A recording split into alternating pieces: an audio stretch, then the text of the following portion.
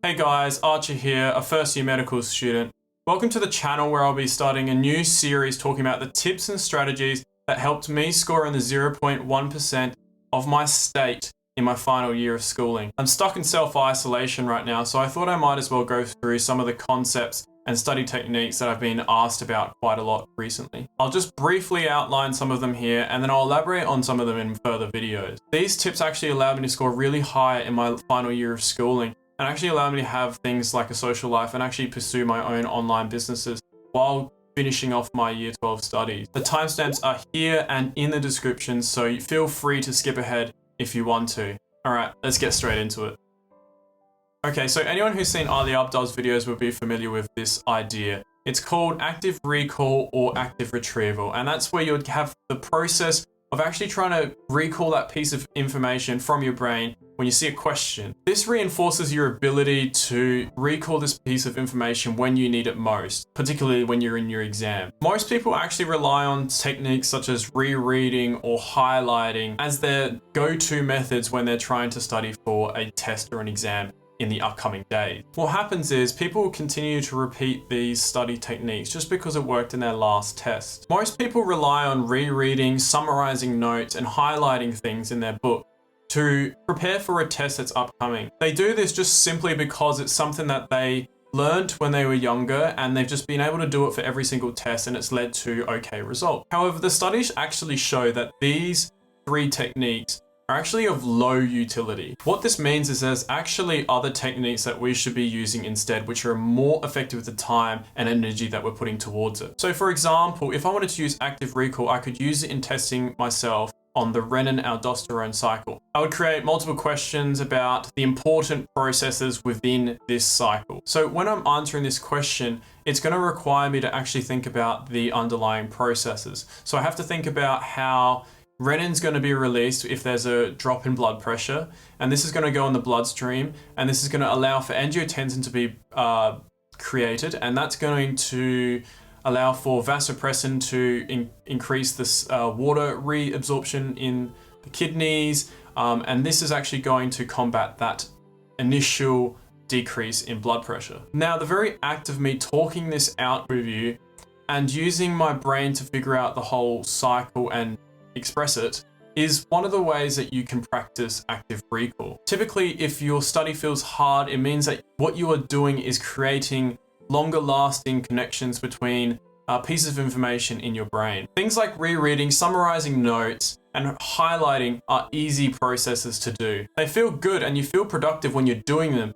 But the interesting thing that this book called Make It Stick says is we're actually really bad at gauging how we are learning information and how well we know it. This is where science is able to help us in knowing how to actually study and use our time effectively. The whole point of active recall is after you test yourself on this enough times, you're going to have a really strong and visual mental model in your head that you can recall when you need it in your exam. As I mentioned before, the book Make It Stick is definitely one to read if you want to make your study techniques optimized to the max. So if you have any questions about this, leave a comment down below or add me on Instagram and send me a DM there. The other technique that I rely on heavily is spaced repetition. Now, I'm a victim of this as well, but I used to cram quite a bit and sometimes I actually still do it when I need to. Well, the benefit of cramming is you're able to learn a lot of information in a short amount of time for that test literally on the next day. So cramming is good when you need to study a large amount of information when you have a test the next day, but the problem is after you've done that test, you're actually going to forget the large amount of what you learned. As you probably expect, the solution to this is not to cram and to spread out your study over a longer period of time. Now, this is actually pretty hard to do, so the best way that you can do this is using spaced repetition. Spaced repetition is all about increasing the intervals that you look at pieces of information. So, for example, you probably want to check yourself on a piece of information that you just learned an hour later after class. And then after that, you probably want to check it the day after, and then 3 days after, a week, and then a month.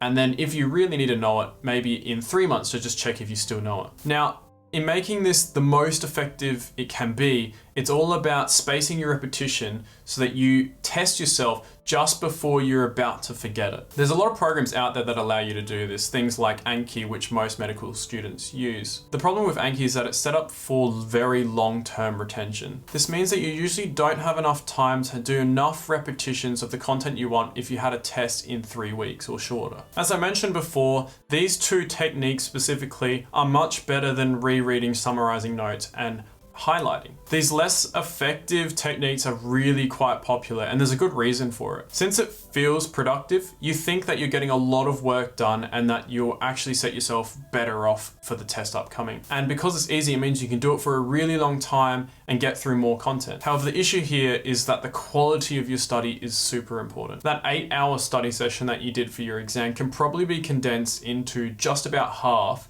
if you were doing the active recall and spaced repetition techniques. Now let me explain. I mentioned before that active recall and spaced repetition are harder to do. If you put that extra effort in now, it means that you won't need to do as many repetitions of the content to ensure that you've learnt it adequately for your test. The biggest issue of rereading and summarizing notes is you won't know specifically where your weaknesses lie. That means inadvertently you actually do probably more repetitions of that content, or actually not even be able to do those repetitions before you hit your exam. Active recall fixes that problem. You have questions where you can exactly see if you know the content or if you don't know the content. And if you don't know the content, you know you need to look more at that piece of information. When I was first learning about this, I thought this was actually a bit counterintuitive. It's because I thought I was making my life harder than it needed to be by doing these active recall questions, which always left me kind of a little bit more drained than if I were to reread a piece of text. However, I soon realized that when I got into those exam situations, maybe trying it out 2 or 3 times on those tests,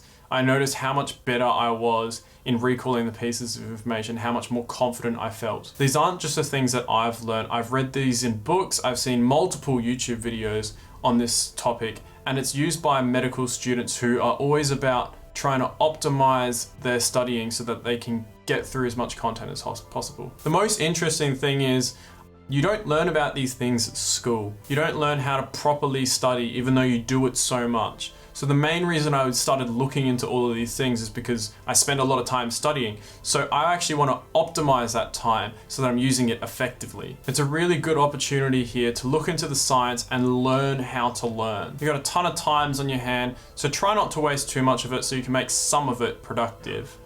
All right, guys, thanks for watching and see you in the next one.